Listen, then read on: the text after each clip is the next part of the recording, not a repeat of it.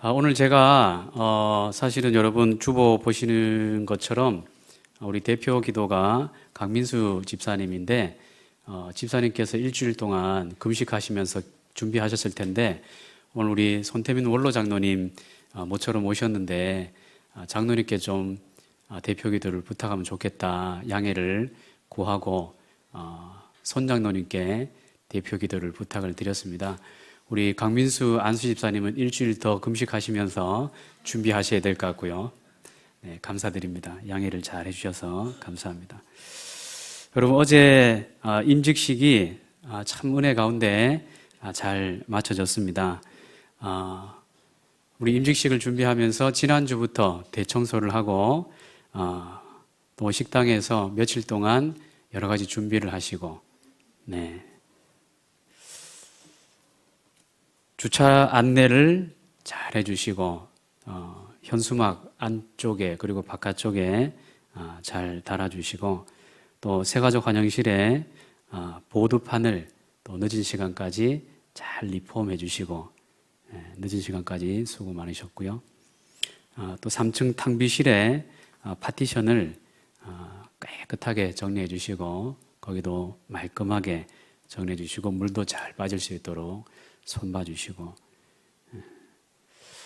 하여튼 하나부터 열까지 준비하는 모든 과정에서 잘 준비를 하셨고 애를 많이 쓰셨고 또 순서 맡으신 목사님들을 위해서 또 3층의 다과도 5성급 호텔의 다과처럼 얼마나 잘 준비를 해 놓으셨는지 그 입구에는 그 양치질 할 수 있는 도구들까지 세팅을 다 해놓으시고 우리 오신 목사님들이 너무 이렇게 깜짝 놀라셔가지고 여기가 무슨 신라 호텔이냐 왜 이렇게 잘 준비를 했느냐 이러면서 그 간식을 맛있게 드시면서 마음들이 아주 흡족하셔가지고 이야기꽃이 활짝 피는 바람에 양치할 시간도 없이 후다닥 내려가야 돼서 양치 그 도구를 너무 멋지게 이렇게 세팅해 주셨는데 이 목사님들이 늦었다 나무서 빨리 내려가자 빨리 내려 이러는 바람에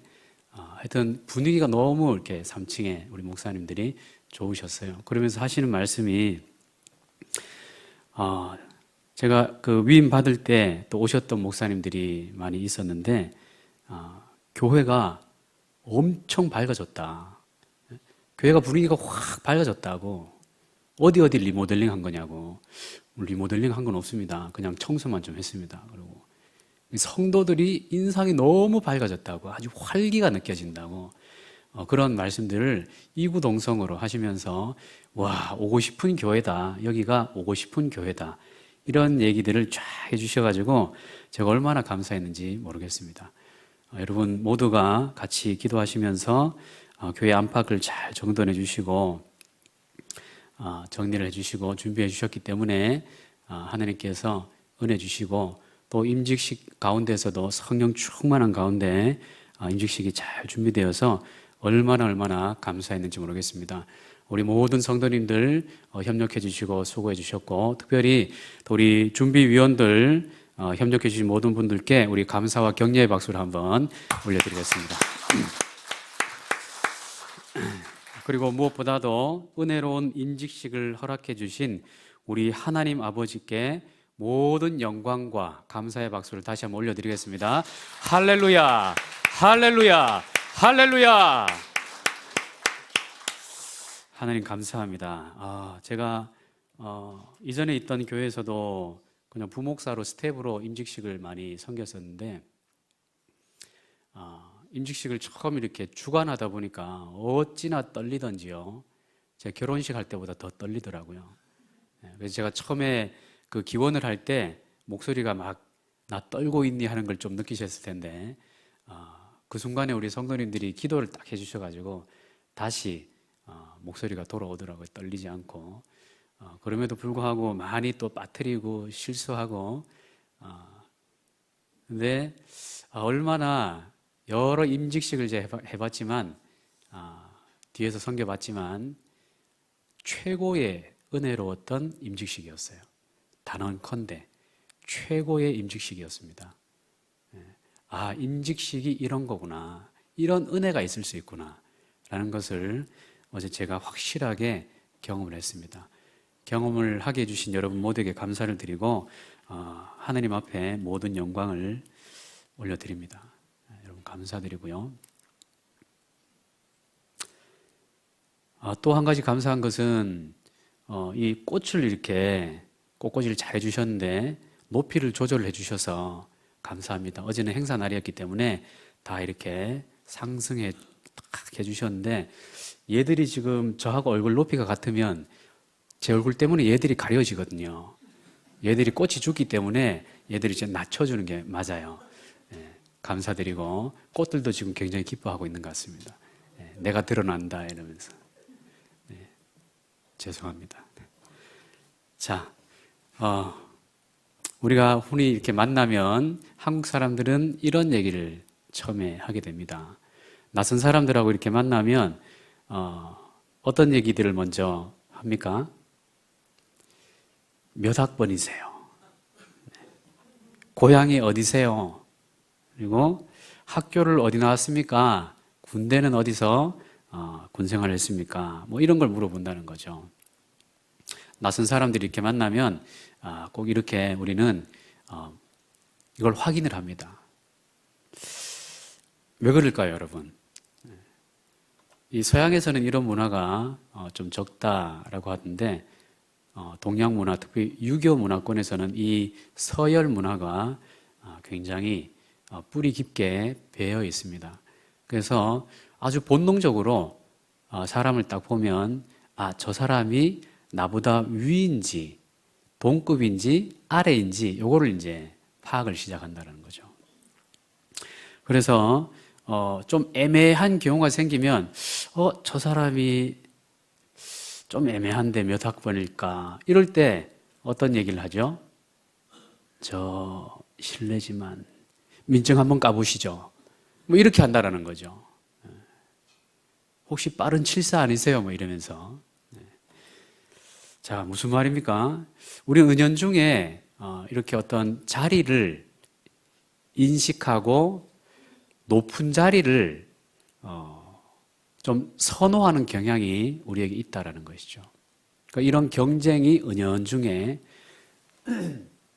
우리 가운데 있습니다. 그러니까 우위를 선점하기 원한다는 것. 이렇게 우리는 이런 자리 때문에 나도 모르게 갈등하고 있는 구조 속에서 살고 있다는 것이죠.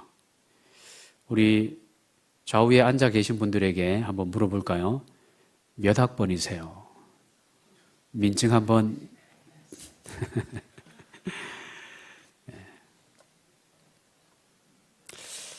자, 이런 우리에게 성경은 뭐라고 말씀하십니까?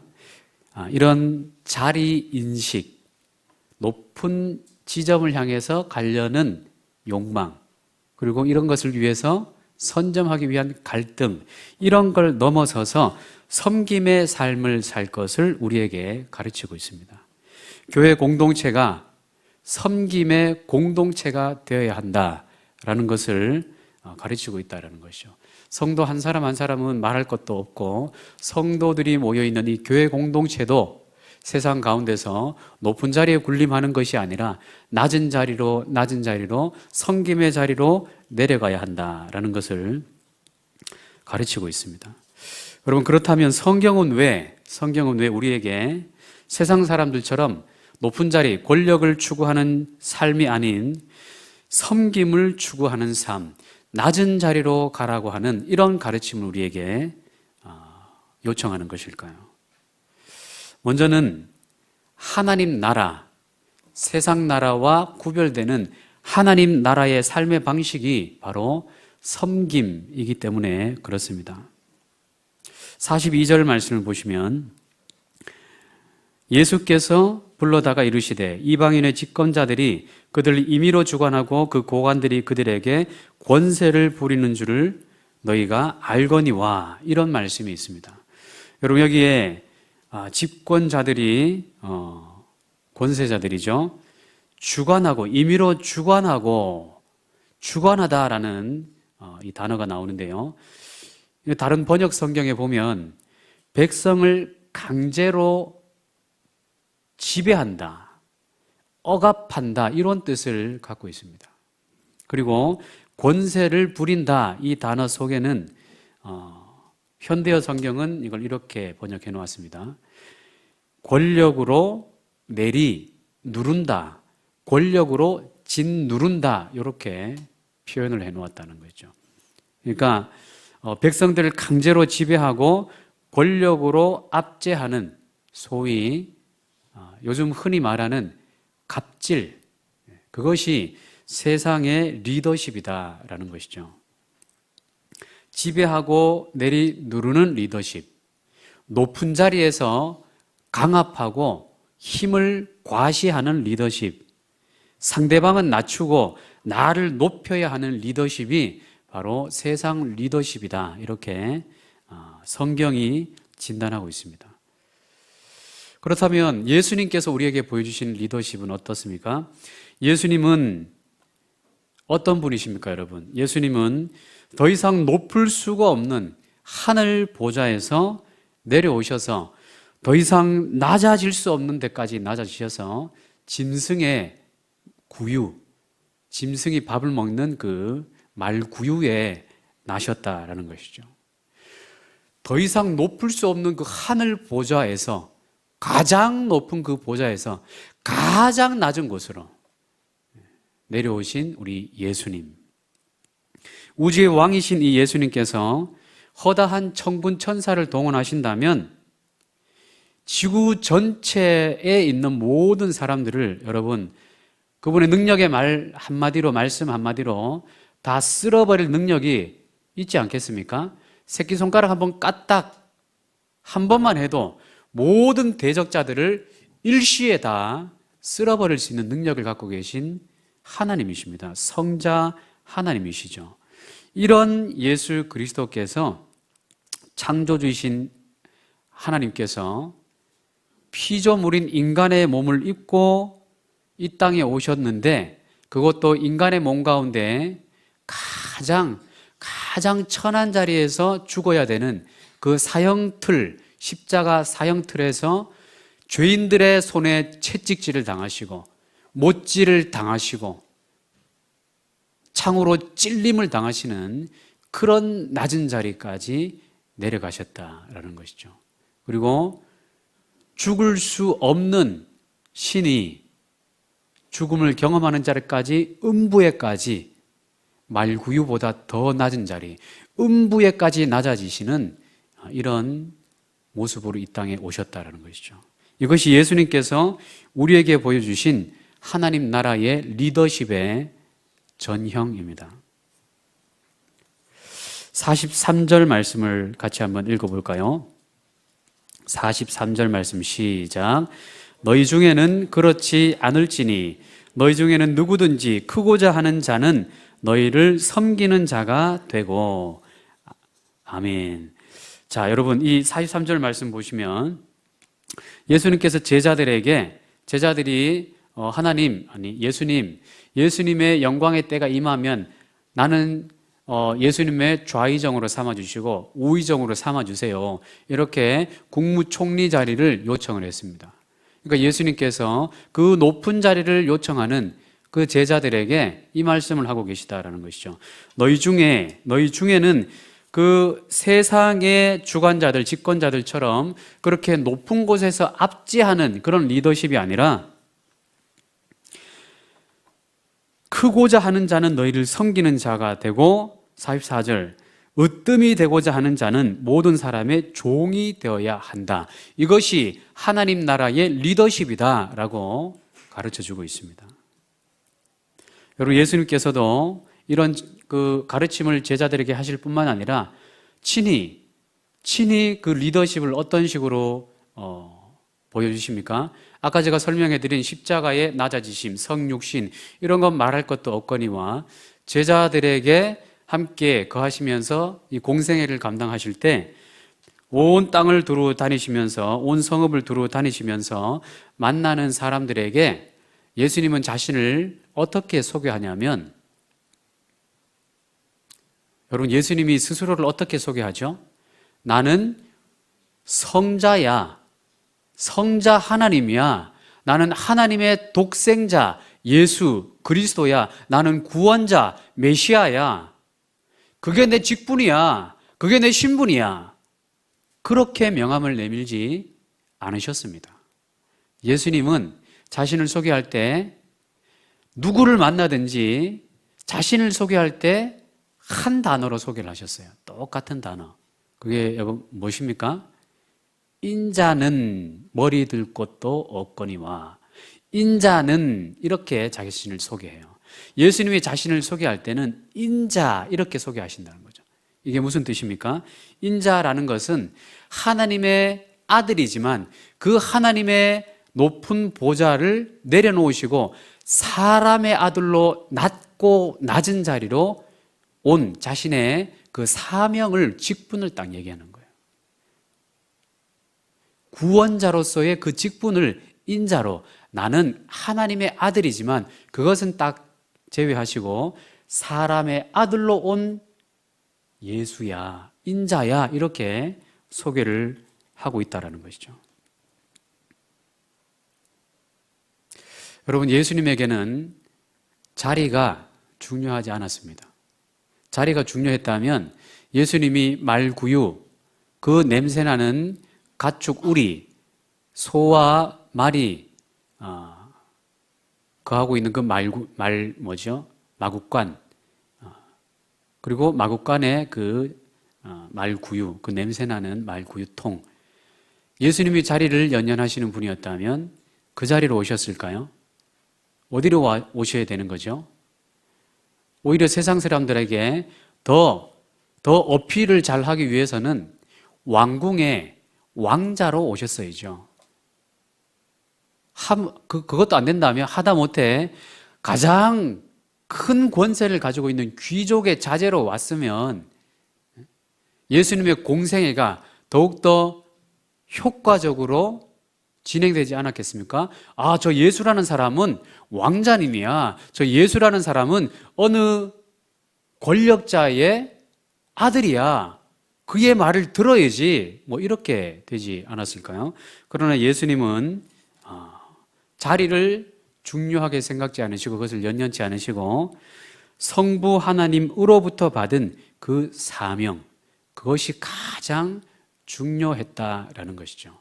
그래서 약한 자를 들어서 강한 자를 부끄럽게 하시겠다라는 그 하나님의 뜻, 그리고 죄인 중에 가장 죄인다운 모습으로 오셔서 모든 죄인들의 구원의 길을 열기로 하신 그 성부 하나님의 뜻을 그대로 순종하셔서 그 낮은 자리로 오셨다라는 것이죠. 여러분, 교회에서도요, 우리가 직분을 부르는 것이 굉장히 삼가 중요한 부분입니다. 교회에서는 여러분 어떻게 호칭을 하십니까? 교회 안에 들어오시면 직장에서의 직함을 부르는 것을 삼가하셔야 됩니다. 교회 안에 들어와 있는데 어느 사장님, 어느 사모님, 어느 박사님, 어느 의사 선생님, 어느 회장님, 어느 국회의원 나리, 어느 대통령 각하, 이렇게 부르는 게 아니에요. 교회 안에서는.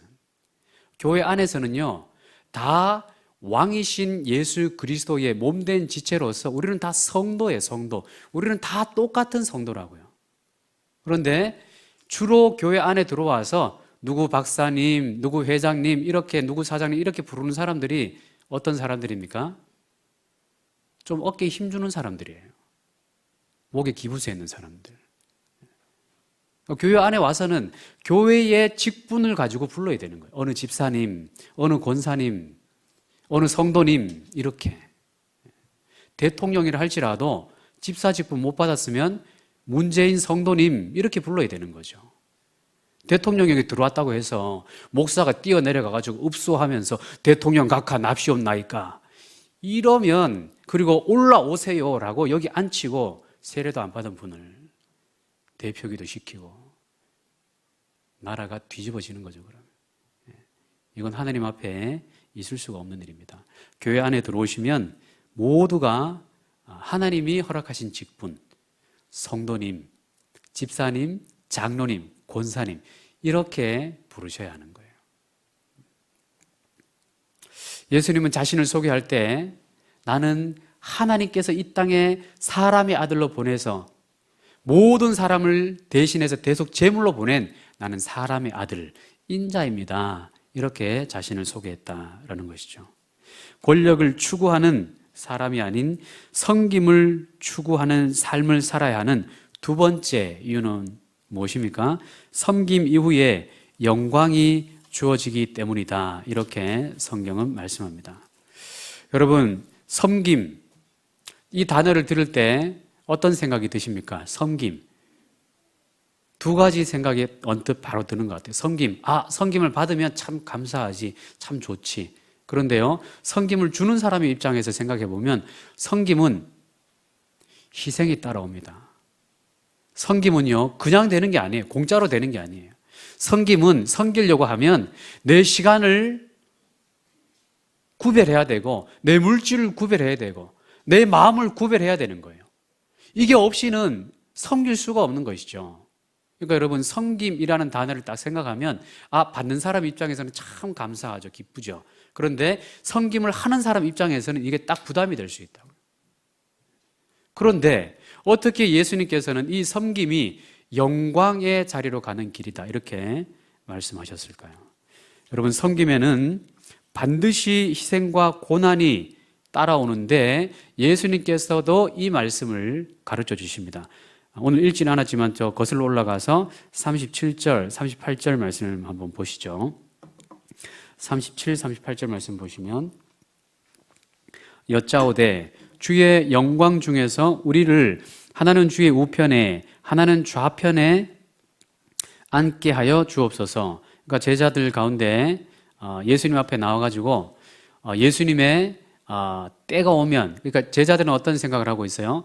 예수님이 어떤 구테타 같은 걸 일으켜가지고 로마 정권을 뒤엎어버리고 이스라엘의 식민 통치를 없애주고 자유롭게 해줄 거다. 그러면 예수님이 대통령이 될 것이고 우리는 예수님의 측근들이었으니까 예수님의 민정수석으로, 장관으로 우리를 써주실 것이다. 다른 사람이, 다른 제자들이 가서 청탁하기 전에 우리가 먼저 가서 청탁하자. 지금 이런 상황이다라는 거죠. 높은 자리를 요구하고 있습니다. 38절에 높은 자리를 요구하고 있는 제자들에게 예수님 말씀하십니다. 예수께서 이르시되 너희는 너희가 구하는 것을 알지 못하는구나. 너희는 지금 세상의 리더십을 요구하고 있지만 지금 내가 가르치는 것은 하늘의 리더십이다. 하늘의 리더십은 뭐냐? 내가 마시는 잔을 너희가 마실 수 있겠느냐? 그러니까 제자들이 주의 영광 중에서 우리를 하나는 주의 우편에 좌편에, 그러니까 영광의 자리를 예수님이 앉으신다라는 것을 알고 있어요, 제자들이. 자, 그런데 예수님께서 뭐를 지금 요구하고 계십니까? 이 영광의 자리에 가기 전에 반드시 거쳐야 되는 것이 있는데 그것은 뭐냐면 내가 마시는 잔, 이 고난의 잔이라는 게 있다. 너희가 이 영광의 자리는 보고 있지만 이 그 가는 과정에서의 고난의 이 잔을 너희가 지금 보고 있느냐? 너희가 이걸 마실 수 있느냐? 그 가르침을 주고 있다라는 것이죠. 내가 마시는 잔을 너희가 마실 수 있겠느냐? 내 시간을 다른 누군가를 위해서 구별해서 내 일 좀 덜하고 교회를 위해서, 나의 태신자를 위해서, 다른 사역을 위해서 여러분 헌신하실 때 그게 쉽습니까? 쉽지 않습니다. 여러분, 우리가 이 임직식이라는 이 교회 큰 행사 같은 걸 준비해 보면 손대서 해야 될 일이 얼마나 많습니까? 해야 될 일이 너무너무 많죠. 하나부터 열까지 챙겨야 되는 것이 엄청 많습니다. 물론 이번에는 우리 준비위원들께서 알아서 잘 해주셔가지고 제가 한결 수월하게 행사를 진행했습니다마는 여러분 그 회의하는 자리에 가보세요. 이 체크리스트가 수십 개가 돼요. 100개 가까이, 100개 가까이. 하나하나 체크를 해야 돼요.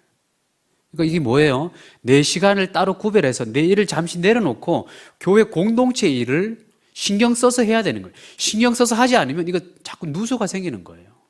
그러면 이거 누가 이거 맡아주셨습니까? 이거 정리가 됐습니까? 이게 이제 만료가 됐습니까? 이걸 계속해서 확인을 해줘야 되는데 이거를 시간을 구별하고 물질을 구별하고 마음을 구별하지 않으면 이게 해결이 안 되는 거거든요. 그러니까 여러분 이런 행사를 하고 나면 이런 섬김을 하고 나면 어때요? 탈진이 오는 거죠. 몸살이 나는 거죠. 저도 어제 딱 여기 사진 찍고 이제 마치고 사진 딱 찍고 이제 슥 내려가는데 뒷골이 확 땡겨오더라고요. 긴장이 확 풀려가지고. 긴장이 확 풀려가지고 뒷골이 확 땡겨가지고 지금도 우리 다솜이한테 독감이 옮았는 건지 긴장이 풀려서 그런 건지 몸살기인지. 그러니까 제가 이렇다면 같이 준비했던 김문식 집사님하고 주상희 집사님, 신준아 집사님, 또 우리 박한철 장로님, 그리고 모든 우리 준비위원들 있잖아요. 얼마나 몸이 힘들까 지금. 몸살 많이들 나셨죠 지금. 그러니까 이런 행사 하고 나면 와 이런 행사 좀 안 했으면 좋겠다. 그냥 대행업체 불러가지고 이벤트처럼 잘 했으면 좋겠다. 이런 마음도 막 드는 거예요. 왜 그렇습니까? 이런 섬김은 눈에 보이는 것은 굉장히 은혜롭고 정렬이 되어 있고 화려하지만 그 뒤에서는 굉장히 엄청난 수고가 이루어졌기 때문에 그게 그렇게 보이는 거예요. 흔히 말할 때 여러분 호수 위에 아주 우아하게 떠 있는 백조 비유를 이때 하지 않습니까? 우아하게 그 호수 위에 미끄러지듯이 싹 가는데 이 하얀 백조의 그 수면 밑에는 어때요? 발을 그냥 보이는 것이 있고 보이지 않는 것이 있단 말이에요. 그러니까 여러분 섬김의 자리에는 이런 수고와 헌신과 대가가 따라가게 되어 있습니다. 얼마나 진실되게 그 수고를 했고 대가를 치렀는가에 따라서 그 행사의 기름 부음이 달라지는 것이죠. 이번에 우리 모든 성도님들께서 벌써 연초부터 기도하시고 대예배 때 기도를 요청했고 금요일 기도하고 새벽 기도 때 기도 요청하고 같이 막 기도하고 준비를 했더니 하나님이 얼마나 은혜를 많이 주셨는지 최고의 임직식을 제가 경험할 수가 있었습니다. 여러분 예수님의 이 말씀은 영광의 자리에 가기 전에 반드시 우리가 이 섬김의 과정을 겪어야 된다는 것을 분명히 가르치고 있어요. 세상 사람들은요 영광의 자리는 좋아해도 이 섬김의 자리는 원치 않습니다. 그래서 어느 목사님이 이런 말씀을 하시죠. No cross, no crown. 십자가 없이 면류관이 없다. 십자가 없이 영광이 있을 수가 없다라는 거예요. 십자가를 져야 영광이 있다라는 것을 예수님은 지금 말씀해 주고 있습니다. 예레미야 13장 18절 말씀 보시면 너는 왕과 왕후에게 전하기를 스스로 낮추어 앉으라. 관 곧 영광의 면류관이 내려졌다 하라. 이런 말씀을 합니다. 스스로 높이고자 하면 영광의 면류관은 거두어져 버리는데 스스로 낮추고자 하면 하나님께서 친히 영광의 면류관을 씌워주신다라는 것이죠. 여러분 어제 우리가 귀한 일꾼들을 임직했습니다. 우리 손태민 장로님을 원로로 추대를 해드리고 또 안순교 권사님을 은퇴 권사로 추대를 해드리고 또 박한철 장로님을 장립하고 김혜성 권사님을 취임시켜드렸죠. 여러분 이런 자리들 뿐만 아니라 우리 모든 우리 직분자의 자리들 그리고 성도의 자리 모든 성도의 자리는 예수님께서 친히 나를 따라오라 라고 부르신 십자가의 길을 가야 하는 길인 줄 믿습니다. 여러분 이게 성도의 길이라는 거예요. 그냥 하나님께서 마냥 그냥 복을 주시는 게 아니에요. 물론 우리에게 구원의 복을 바로 주시지만 예수님을 믿습니다 하는 순간 바로 구원의 복을 주시지만 이제 십자가의 길을 가면서 교회를 위해서 섬기고 공동체를 위해서 희생하고 이런 고난의 잔을 마셔야 바로 그 고난의 잔을 달게 마시는 사람에게 하나님께서 영광의 면류관을 씌워주신다라는 것이죠. 여러분 어제 하나님께서 우리 내당 중보교회에 영광의 면류관을 씌워주시는 그 은혜를 우리 모두가 목도했습니다. 다른 모든 순서들 가운데 임직시 다 은혜로웠지만 모든 순서들 가운데 가장 은혜롭고 감동이었던 순간은 여러분 언제였습니까? 압도적으로 우리 모두에게 은혜를 줬던 순간이 있죠. 처음부터 쫙 여러 가지 순간들이 있었지만 여러분 어떠셨는지 모르겠는데 저는 우리 손태민 장로님의 자녀 손들이 저 자리에 쫙 앉아서 우리 장로님의 어떻게 보면 교회법이 정한 그 정년의 마무리를 찍는 우리 안건사님도 마찬가지고 그런 자리잖아요. 마무리의 자리죠. 그 마무리의 자리를 자녀 손들이 보는 가운데 아름답게 마무리하는 모습을 보여줄 수 있다는 게 이게 얼마나 복되고 영광스러운 일입니까, 여러분? 그런데 자녀들이 한 자리에서 이렇게 아름다운 마무리를 보는 영광 뒤에는 36년, 37년 동안에 남모를 눈물이 있었고 남모를 아픔이 있었다라는 것이죠. 섬김의 자리가 있었다라는 것입니다.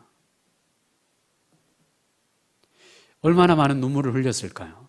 얼마나 많은 탄식이 있었을까요? 교회의 아픔을 보면서 또 성도들이 어려움을 겪고 있는 걸 보면서 장로님으로서 얼마나 탄식을 하셨을까? 그 긴 시간 동안에. 그리고 우리 내당 중보교회는 또 지독한 아픔이 또 있었던 교회였잖아요. 저는 그 아픔의 현장에는 없었습니다만은 어제 또 그 9.1교회 그 안동에 오신 장로님인가요? 안동호 장로님. 맞나요? 네. 그리고 또 한 분 더 계셨는데, 예, 허준 장로님. 예, 동의보감을 쓰신 허준 장로님도 이렇게 오시고, 그분들이 그 얘기를 저한테 하시더라고요. 내당 중부교회를 생각하고 돌이켜보면 아직도 가슴이 아프다. 그러니까 큰 홍역을 한번 치렀으니까 한 번이 됐든지 몇 번이 됐든지 그 모습을 우리 장로님이 보시면서 얼마나 또 가슴으로 울었을까, 가슴을 치면서. 그러니까 이런 과정들이 있었기 때문에 이 마무리의 장소가 복된 것이죠.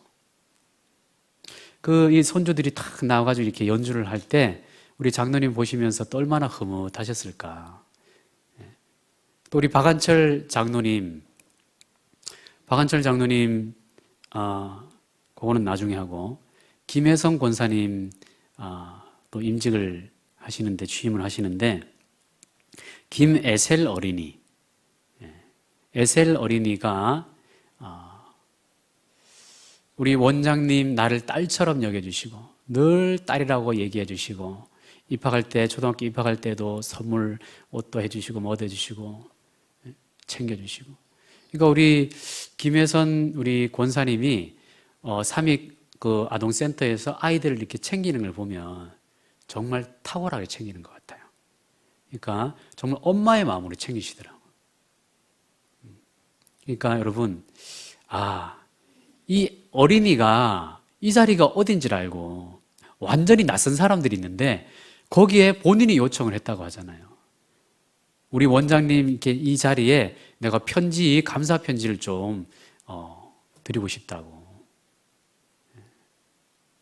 그러니까 여러분, 우리가 편지를 낭독받는 우리는 그 순간이 참 은혜롭고 감사한데 이 아이가 처음부터 저 이렇게 센터에 다니면서 같이 인연을 맺고 우리 권사님이 그 아이를 물질을 구별하고 시간을 구별하고 마음을 구별해서 금이야 오기야 내 아들처럼 마치 가슴에서 난 내 영적 자녀처럼 그렇게 감당해 주셨으니까 그 에셀 어린이가 그런 고백을 하는 거 아니겠어요? 그러니까 이 어찌 감동이 되지 않을 수 있단 말입니까? 그리고 박한철 장로님, 김순자 권사님, 우리 성찬이가 축가를 할 때 여러분, 이 자리에서 축가는 한 5분 정도 축가를 했지만 수많은 시간 동안에 감사와 기쁨이 배어 있었잖아요. 섬김이 있었다는 거죠. 사랑과 희생이 있었다는 거죠.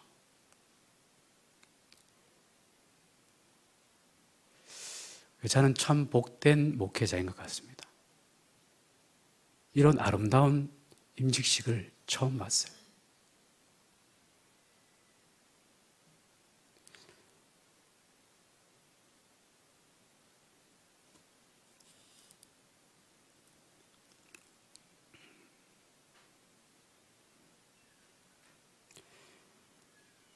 어제도 사실 제가 사회자라는 이 역할 때문에 북받쳐 오르는 것을 참는다고 허벅지를 꼬집고 굉장히 힘들었습니다.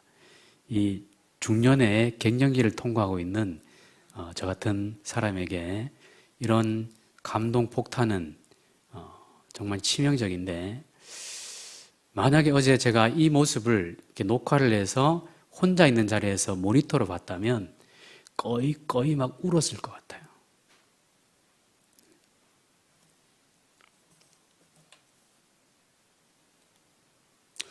예수님께서 내가 주와 또는 선생이 되어 너희 발을 씻었으니 너희도 서로 발을 씻어주는 것이 옳으니라. 내가 너희에게 행한 것 같이 너희도 행하게 하려고 본을 보였노라. 예수님의 이 섬김의 도가 여러분 잠깐 어떤 행사를 할 때 반짝 보일 수 있지만 여러분 얼마나 많은 과정에서 눈물과 한숨과 섬김과 이런 것들이 다 녹아져 있겠습니까? 여러분, 그러나 이 눈물과 한숨과 섬김 이후에는 우리 주님께서 친히 영광의 면류관을 씌워주시는 줄 믿습니다. 여러분, 바라기는 어제 저는 그런 기도는 하고 있지만, 미리 그런 기도를 하고 있지만, 다시 한번 우리 임직자들의 모습을 보면서 한 번 더 결단을 했어요. 제가 기도하는 것 중에, 목회를 시작하면서 기도한 것 중에 하나가 뭐냐면, 부끄러운 목회자가 되지 말자.